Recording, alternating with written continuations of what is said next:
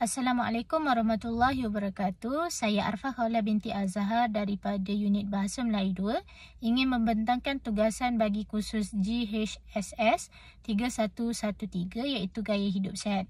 Dalam pembentangan ini saya akan membentangkan tentang masalah obesiti. Pertama kita tengok isi kandungan. Berikut merupakan isi kandungan yang ingin saya bentangkan dalam video ini. Yang pertama ialah pendahuluan.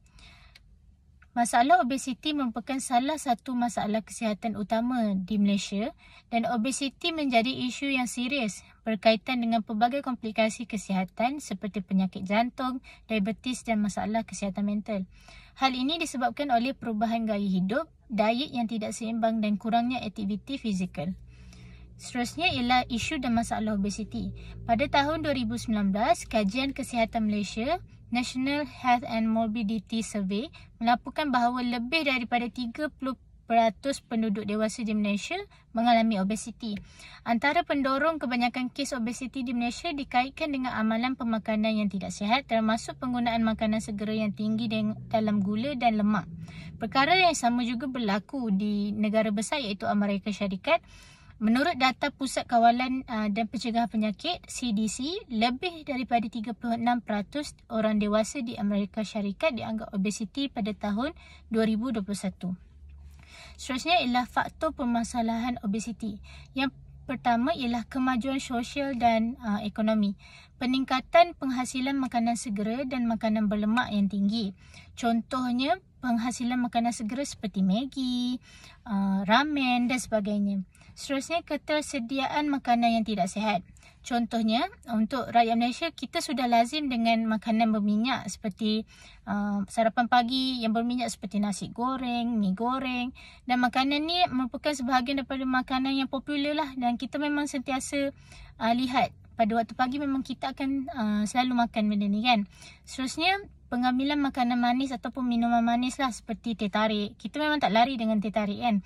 Jadi itu merupakan salah satu punca lah. Maksud pengambilan makanan yang bergula dan tinggi dengan lemak.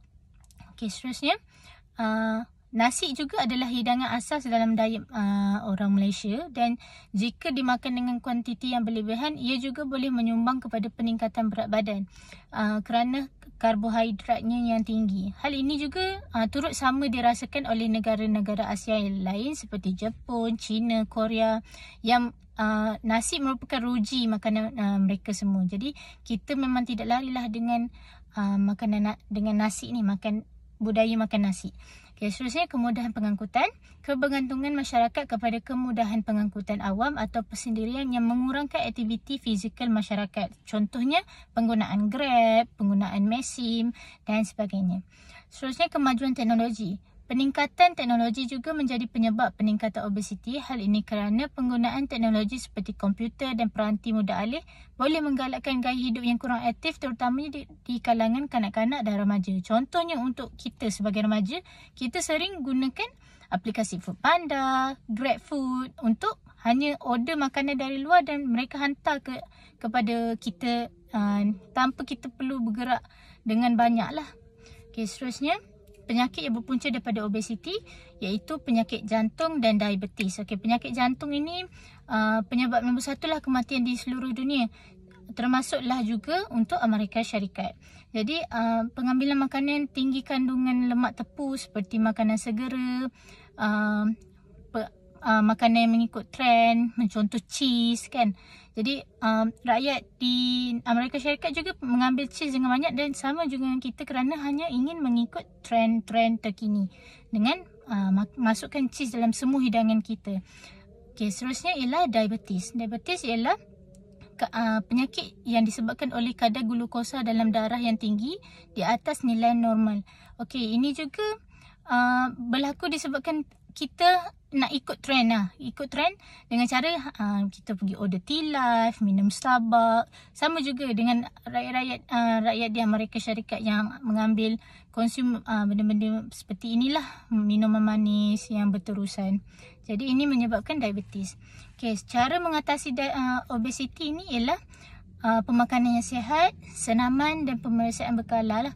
Jadi pemakanan yang sihat ni kita lebihkan makan sayur-sayuran. Untuk senaman kita perlu bersenam untuk sentiasa meningkatkan metabolisme kita, untuk sentiasa keluarkan peluh, nyah tinja segala toksin-toksin dalam badan, dan pemeriksaan berkala. Okey, pemeriksaan berkala ni sangat penting untuk kita tahu penyakit apa yang kita ada, untuk mengurangkan risiko untuk kita lebih teruk lah, contohnya kanser dan sebagainya. Okey, jadi seterusnya kita pergi pula yang terakhir ialah inisiatif kerajaan. Okey, inisiatif kerajaan ni kita dapat tengok dari sudut Malaysia dan Amerika Syarikat. Contohnya, pihak berkuasa Malaysia telah memperkenalkan sistem label makanan yang memaklumkan maklumat pemakanan pada produk makanan yang dijual di pasaran. Ini juga bersamaan dengan Amerika Syarikat yang mana pihak mereka telah mewajibkan maklumat pemakanan seperti kandungan kalori, lemak, gula dan sodium untuk dinyatakan pada label makanan. Seterusnya, KPM juga telah bekerjasama dengan Kementerian Pendidikan Malaysia dalam menjayakan program sekolah sihat seperti program pemakanan sihat dan aktiviti senaman di sekolah. Perkara ini juga dilakukan oleh Amerika Syarikat seperti program National School Lunch Program dan School Breakfast Program yang menyediakan makanan sekolah yang lebih sihat kepada kanak-kanak dengan penekanan pada buah-buahan, sayur-sayuran dan makanan yang lebih sihat. Okey, seterusnya ialah program Eat Right to Play Right. Ni program di Malaysia untuk bertujuan untuk mendidik kanak-kanak dan remaja tentang pemakanan yang sihat dan pentingnya bersenam. Ini juga dilakukan oleh bekas Presiden Amerika Syarikat iaitu Michelle Obama yang telah melancarkan Let's Move yang bertujuan untuk menggalakkan aktiviti fizikal dalam kalangan kanak-kanak dan menggalakkan pemakanan yang lebih sihat. Ini merupakan inisiatif kerajaan kita dan kerajaan Amerika Syarikat. Okey, sebagai kesimpulannya, pengamalan gaya hidup sihat sejak muda lagi merupakan tanggungjawab diri dan masyarakat supaya sentiasa memastikan dan menyokong satu sama lain dalam melayari kehidupan yang lebih sihat sepanjang hayat. Itu sahaja daripada saya. Ini merupakan rujukan yang saya ambil. Sekian, terima kasih.